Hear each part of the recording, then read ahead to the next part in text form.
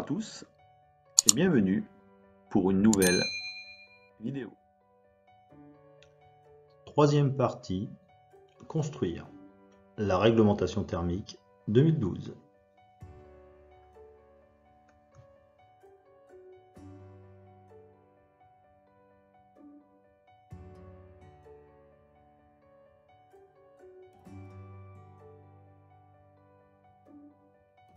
Dans quel cas la réglementation thermique 2012 s'applique-t-elle?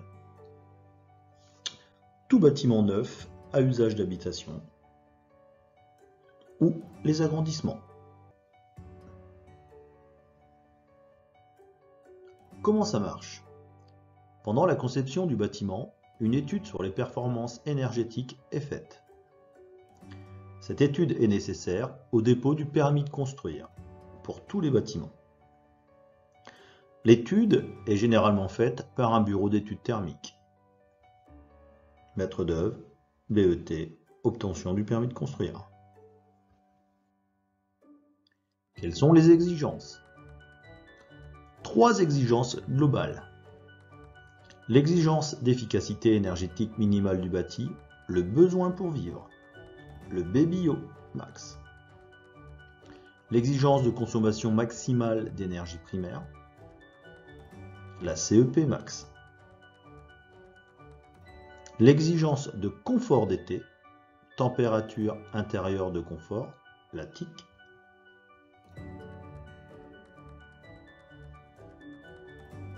Traiter l'étanchéité à l'air, placer l'étanchéité à l'air.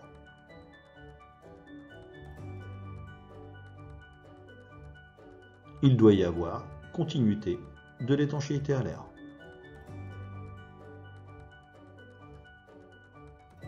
Traiter les points singuliers.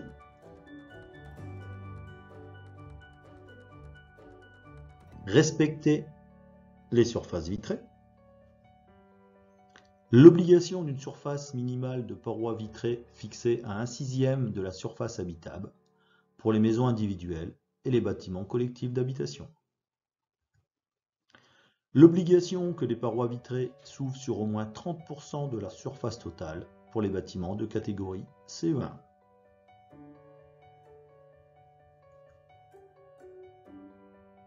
Quatrième partie, rénover.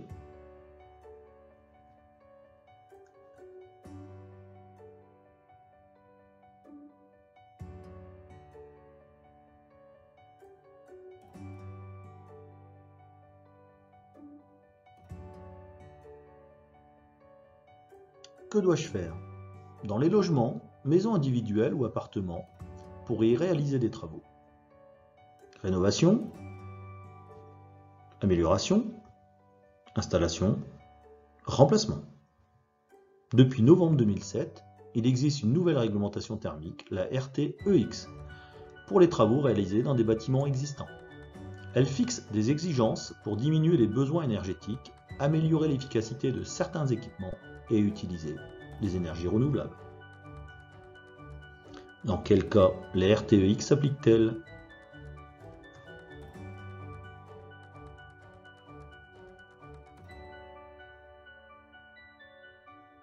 La réglementation thermique pour l'existant, élément par élément, dit RTEX, élément par élément.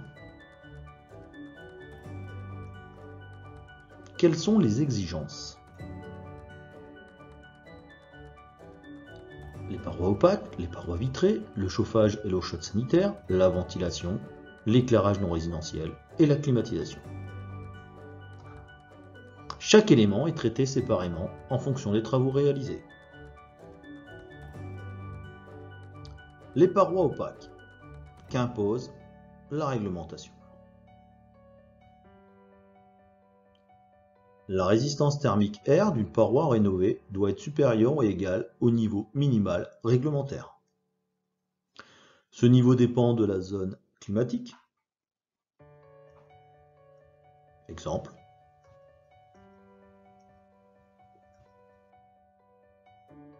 Les parois vitrées, qu'impose la réglementation. Lors du changement ou de l'installation d'une fenêtre ou d'une porte-fenêtre, le coefficient de transmission thermique, U, doit être inférieur au niveau maximal réglementaire. Ceci concerne aussi bien UG, coefficient de transmission thermique du vitrage, que UW, coefficient de transmission thermique de la fenêtre ou de la porte-fenêtre. U-glace, U-window. Exemple. Pour garantir leur confort d'été, maintien ou remplacement des protections solaires existantes. Pour les fenêtres de toit, obligation d'installer des protections solaires mobiles extérieures. Volet, store. Le chauffage et l'eau chaude sanitaire. Qu'impose la réglementation? Pour le chauffage, on distingue 3 niveaux d'intervention. Génération, distribution, émission. Si vous installez ou remplacez une chaudière à gaz ou à fioul, un chauffage au bois, la réglementation impose un rendement minimal. Des équipements de régulation et de programmation doivent obligatoirement être mis en place. Exemple.